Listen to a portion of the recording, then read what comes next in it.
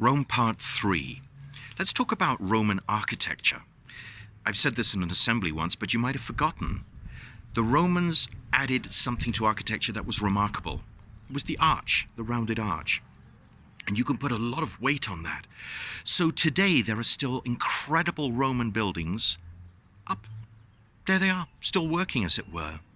So if you go to Germany, to Aachen, you can see a viaduct, or is it an aqueduct? A viaduct, you put a road on top; aqueduct, you run water across it. But it's made with these massive pieces of stone, no cement. The weight of the stone so fitting so well together, it stood for 2,000 years and probably will another 2,000 and more. You can find a lot of Roman remains underground, so we know how they lived. We have a lot of evidence for them.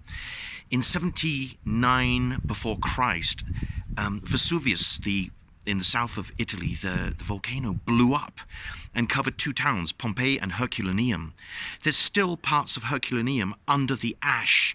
They're still digging, still today. They only rediscovered it about 250 years ago. And it was a great, exciting moment to find the ancient past brought back to new times. So their architecture was fantastic. And if you go around any major city in the West, you will see the effect of the Roman Empire. Take a look at those Roman columns. At the top, you have a thing called a capital before you put something on top, a triangle like this, like an architrave, a long and a great big trapezium, I suppose. And at the top, there are different styles of design. So if you have like circles at the top, all right, that is just the normal Doric. It's called Doric. If you have those kind of paper scrolls that look like rolled paper, that's called Ionic.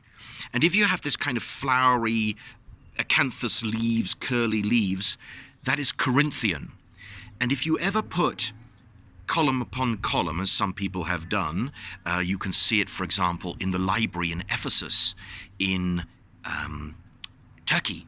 You must do Doric, Ionic, Corinthian. It's got to go in that order.